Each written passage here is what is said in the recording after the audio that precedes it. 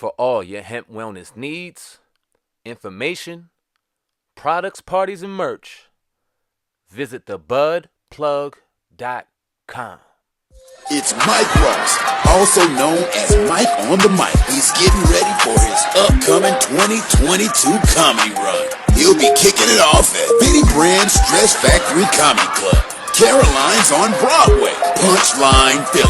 You don't want to miss him take the stage at the DC Improv. Then he'll be coming to the Atlanta Improv and at Chocolate Sunday's Comedy Show in Los Angeles, California. It's Mike on the Mic. Looking forward to seeing you there. Right now. Yeah. We can look to and be suspicious of the record labels and their death clause, and we want to know why so many artists from Empire are dead. Mm-hmm.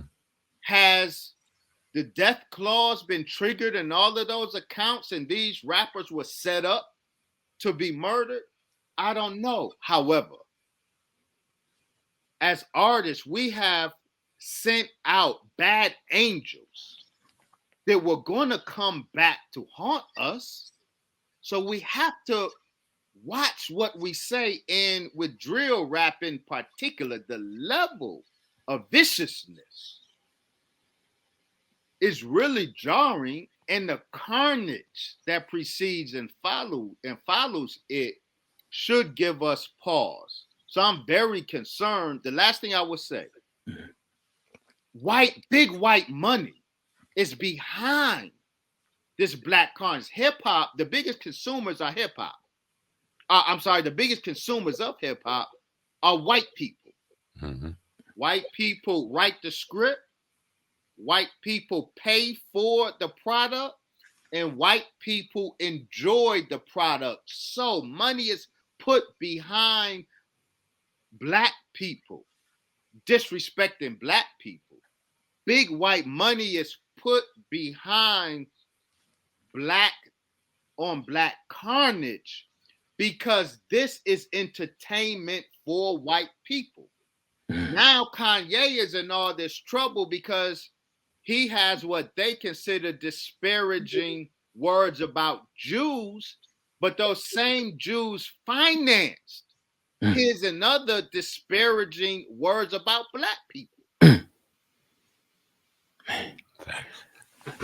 Kind of adding on to that, you see, like, we see that white people are the biggest consumer of hip hop.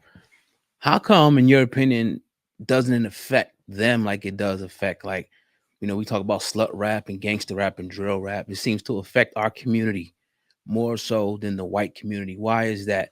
As far as, you know, birthing out more thugs and more hoes and more Jezebels, as opposed to the white community, you know, seemingly birthing out more businessmen and things like that. Right. For a very simple reason. Most whites look at hip hop as a source of entertainment. Most blacks look at hip hop as a source of emulation. We look at that and want to emulate that. Suburban whites live vicariously through the thug on the album they're listening to, but they can turn that song off and live their suburban life. And so they are very clear regarding the difference between life and art. But with black people, we don't look at our hip hop artists as just entertainers. We look at our hip hop artists as sources to be emulated, sources to be followed. We want to be like them. We want to have what they have. And we have been convinced that in order to have what they have, we have to try to live like they act like they live. We have to try to sound like them, look like them. If they are if they are disrespecters of our mothers and sisters and daughters, then we emulate that. White people keep entertainment where it should be. Black people, because we have been robbed of culture, so we don't have that cultural protection. So we want to emulate everything we see on the screen, everything we hear in our music. That's the difference. Entertainment, source of entertainment versus source of emulation. I want to add on a little bit further to that. We seen, I forget the exact name, that was trying to push the movement for rappers' lyrics not to be used against them in court. How do you feel about that aspect? That new, I think they pushed a certain law in a certain state. How do you feel about that? Rappers' lyrics not being used against them in court. I think it's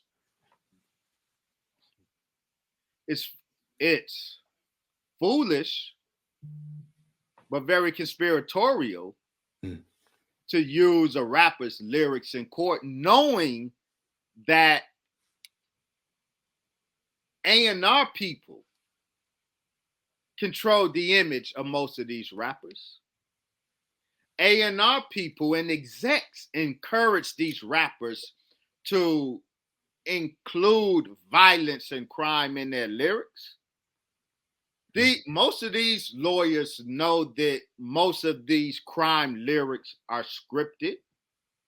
So to use them as probative in a court of law, it's very conspiratorial. But the flip side of that is, to my earlier point, the chickens were always going to come home to roost.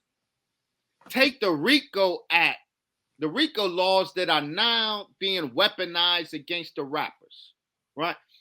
The RICO laws were constructed to take down the mafia.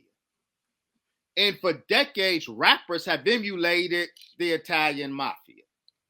And now, in a horrible display of poetry and irony, those RICO laws are now being weaponized against rappers who and rap has emulated the Italian mafia for so long.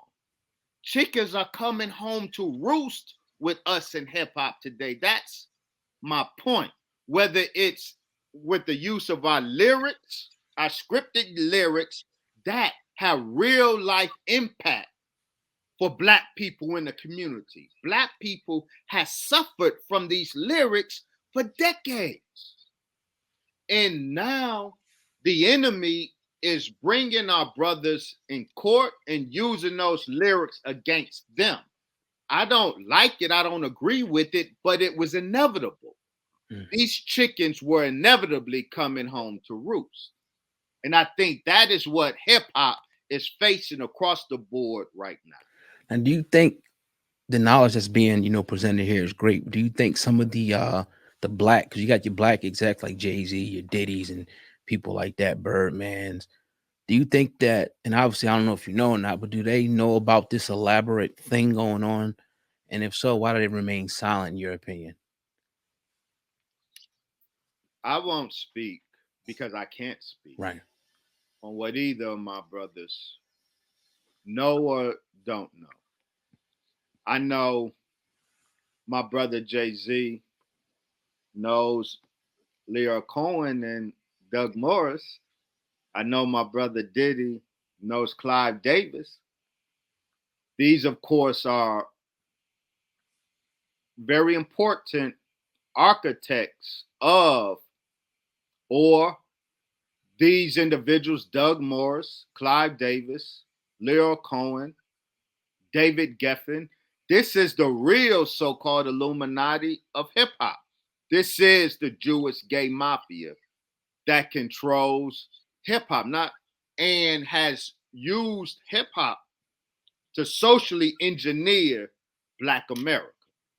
So I won't insinuate, suggest, or accuse Jay-Z or Diddy of anything. But I do know that Doug Morris, Leo Cohen, David Geffen, Clive Davis, these are the wicked gatekeepers of hip hop. When a transition.